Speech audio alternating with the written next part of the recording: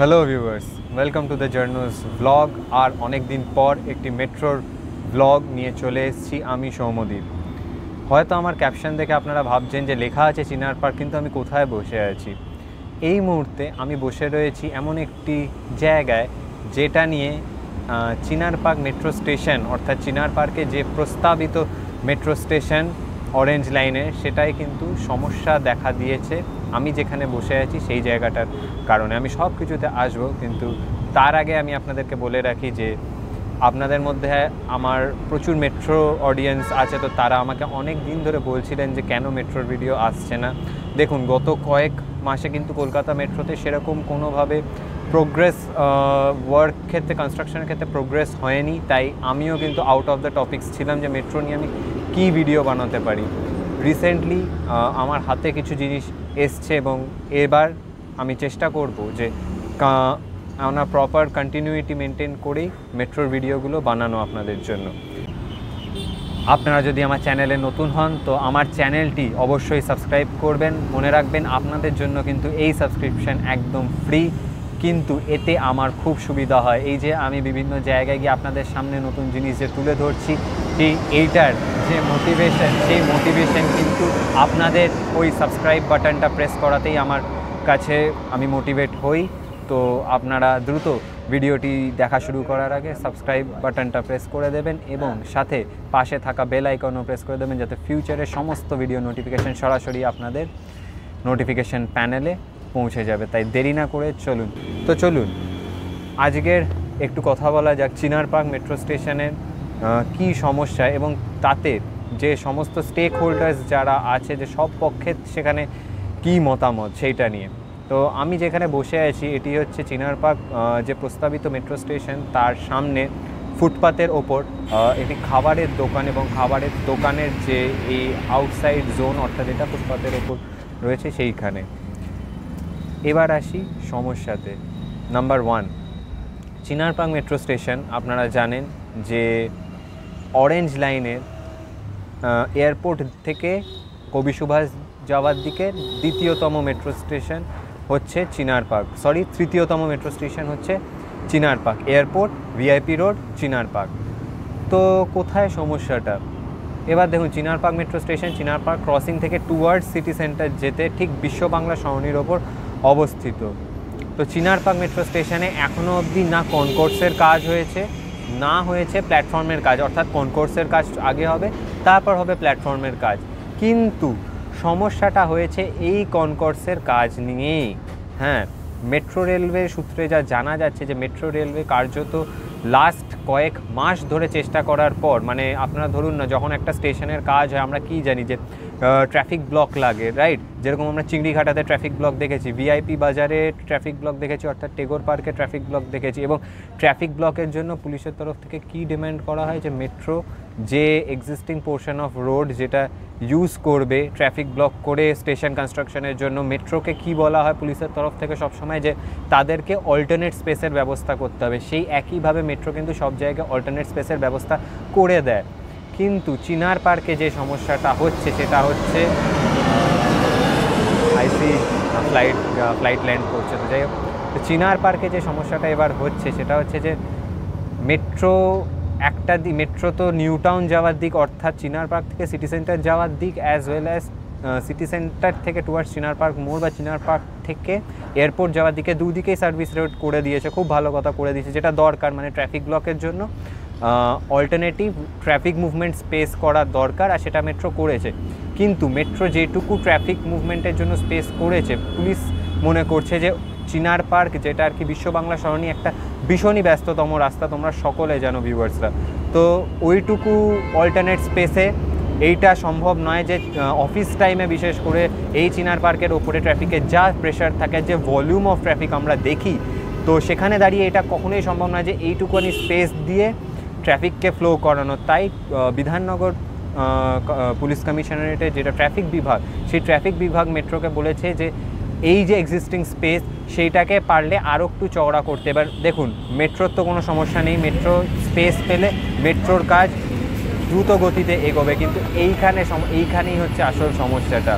Metro চাইছে কাজটা তাড়াতাড়ি শেষ করতে, কিন্তু মেট্রোর পথে এবার বাধা হয়ে দাঁড়িয়েছে আমি যেইখানটা বসে আছি। অর্থাৎ এই লাইন দিয়ে বিশ্ব বাংলা সরণির ওপর আপনারা যদি সিটি সেন্টারের দিক থেকে চিনার পার্ক মোড়ের দিকে যান, আপনারা বাঁ হাতে দেখবেন যে ফুটপাতের ওপর লাইন দিয়ে কয়েকটা খাবারের দোকান আছে বা ফুড কোর্টস আছে, মানে ফুটপাতের ওপরেই ফুড কোর্ট টাইপের সেট আপ করে রাখা হয়েছে, যেখানে লোকজন বসে খাওয়া দাওয়া করে। তো এখন সমস্যার মূল কারণ হচ্ছে এই ফুটপাতের ওপর বলা যায় কোট আনকোট জবরদখল বা এনক্রোচমেন্ট, যার কারণে কিন্তু মেট্রো জায়গা পাচ্ছে না।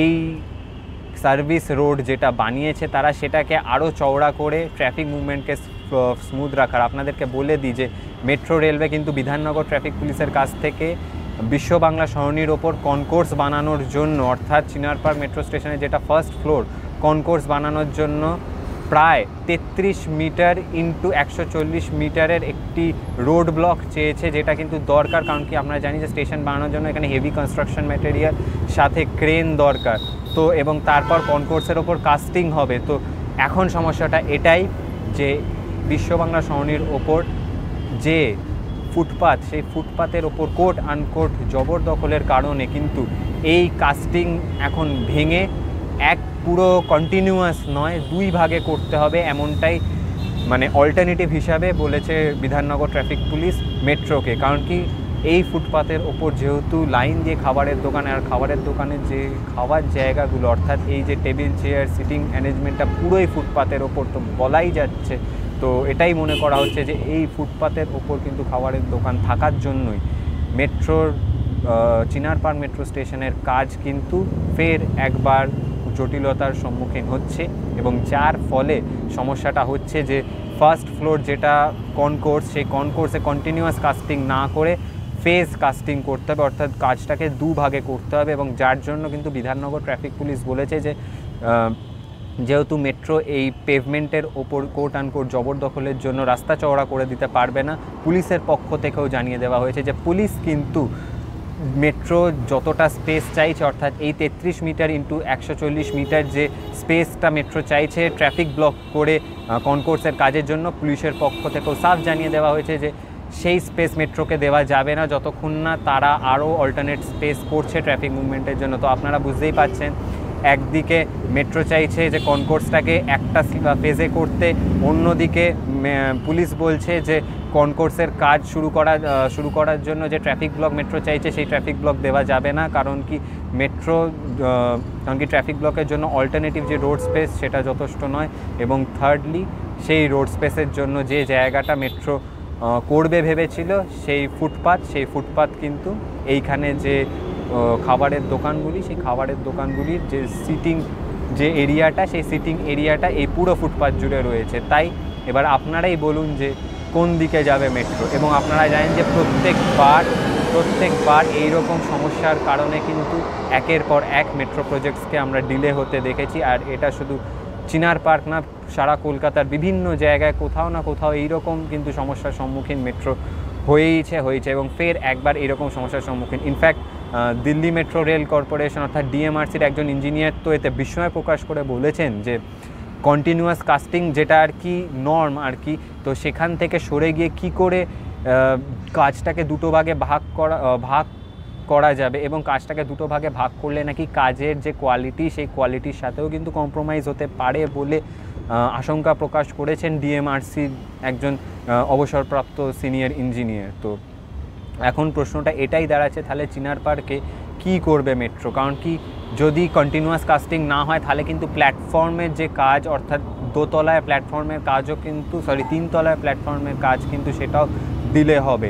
এবং মেট্রো যদি অল্টারনেট স্পেসের ব্যবস্থা না করতে পারে, অর্থাৎ এই যে পুরো ফুটপাথ জুড়ে যে খাবারের দোকানগুলো বসে আছে, এই খাবারের দোকানগুলো যদি মেট্রোকে জায়গা না দেয় অল্টারনেট স্পেস ব্যবস্থা করা, তাহলে কিন্তু আরও বড় সমস্যা হতে পারে। সেটা হচ্ছে যে মেট্রো স্টেশনের যে 4টি এন্ট্রি এক্সিট গেট হয়, সেই 4টির মধ্যে কিন্তু 2টো এন্ট্রি এক্সিট গেট হয়তো হবেই না, এমনটাই কিন্তু মনে করছে মেট্রো রেল কর্তৃপক্ষ। কারণ কি বিশ্ব বাংলা সরণির যে 4 দিকে, অর্থাৎ মেট্রো স্টেশনের 4 কোণে 4টি entry exit gate A B C D বা 1 2 3 4 যাই হোক, তো সেটি 4টে কোণে হওয়ার কথা। এবার যদি এইখানে যদি জায়গা না পায়, অর্থাৎ এই যে মানে টুয়ার্ডস চিনার পার্ক ক্রসিং বা টুয়ার্ডস এয়ারপোর্ট বাউন্ড যে বিশ্ব বাংলা সরণি, সেইখানে যদি মেট্রো রেলওয়ে স্পেসটা না পায় তাহলে কিন্তু দুটো এন্ট্রি এক্সিট গেটের ভবিষ্যতের ওপরেও কিন্তু প্রশ্নচিহ্ন বসে যাচ্ছে। এবার চিনার পার্কে যদি এই রকম ফুটপাতের ওপর জবরদখল যেটা বলা হচ্ছে, সেই জবরদখলের কারণে যদি মেট্রো দুটো এন্ট্রি এক্সিট গেট না করতে পারে তাহলে কি হতে পারে, এই প্রশ্ন কিন্তু থেকে যাচ্ছে। কারণ কি আমরা জানি যে এন্ট্রি এক্সিট গেটগুলি কিন্তু ভীষণ ইম্পর্ট্যান্ট একটা মেট্রো স্টেশনে, এবং প্রত্যেকটা মেট্রো স্টেশনে যে লে আউট হয় বা তার আগে যে ডিপিআর হয়, ডিটেল প্রজেক্ট রিপোর্ট, সেইখানেও কিন্তু এন্ট্রি এক্সিট গেটসের উল্লেখ থাকে। এবং প্রত্যেকটি মেট্রো স্টেশনে আমরা দেখেছি, যতগুলো অরেঞ্জ লাইনেরই যদি আমি বলি, অন্তত কমপক্ষে 4টি করে কিন্তু এন্ট্রি এক্সিট সবারই আছে, অর্থাৎ মেট্রো স্টেশনের 4 কোণায় 4টি এন্ট্রি এক্সিট গেট। কিন্তু চিনার পার্কে যদি সেটা না হয় তাহলে কিন্তু সমস্যার সম্মুখীন হতে পারে ভবিষ্যতে, অর্থাৎ যাত্রীদের সমস্যার সম্মুখীন হতে পারে যারা এই মেট্রো ব্যবহার করবেন। এবার বাকিটা কিন্তু সব, এবার আমি দ্য জার্নোস ব্লগ, আমি একটা জিনিসই মনে করি যে এইখানে যারা সমস্ত, এবং আমি একটা জিনিসই মনে করি যে এইখানে যারা সমস্ত স্টেক হোল্ডার্সরা আছেন, অর্থাৎ মেট্রো রেলওয়ে, আমাদের মিনিস্ট্রি অফ রেলওয়েজ, তারপর হচ্ছে মেট্রো রেলওয়ে তো মিনিস্ট্রি অফ রেলওয়েজের আন্ডারই, তো এই সমস্ত যতগুলি আমাদের বডিজরা আছে, মেট্রো রেলওয়ে, বিধাননগর পুলিশ, এবং সাথে এই যে ফুটপাতের ওপর যে সমস্ত রেস্টুরেন্ট বা খাবারের যে জায়গাগুলির কথা বলা হচ্ছে, যাদের জন্য নাকি ফুটপাতে জায়গা পাওয়া যাচ্ছে না, additional road space as well as ভবিষ্যতে এন্ট্রি এক্সিট গেটের ওপরেও প্রশ্নচিহ্ন পড়ে যাচ্ছে যদি ফুটপাতে জায়গা না পাওয়া যায়। তো সবাই মিলে এখন একসাথে বসে কিন্তু এর কিন্তু সলিউশন বার করা উচিত বলে আমি দ্য জার্নোস ব্লগ মনে করি। কারণ কি, আফটার অল এটা মনে রাখতে হবে যে মেট্রো রেলওয়ে কিন্তু পাবলিক ইন্টারেস্টের একটা প্রজেক্ট, এবং এই অরেঞ্জ লাইন কিন্তু 2010 সালে এই প্রকল্পের যে ফাউন্ডেশন স্টোন, সেই ফাউন্ডেশন স্টোন লে করা হয়ে আজ প্রায় 2024, অর্থাৎ 15টা বছর দেখতে দেখতে চলে গেল, কিন্তু অরেঞ্জ লাইন কিন্তু এখনও অবধি সব মাত্র 5 কিলোমিটার কবি সুভাষ থেকে হেমন্ত মুখার্জি, অর্থাৎ নিউ গড়িয়া থেকে রুবি, এইটুকুই সূর্যের আলো দেখতে পেয়েছে। তো এইখানে দাঁড়িয়ে এবার আপনারাই বলুন যে কি হতে পারে এর ভবিষ্যৎ।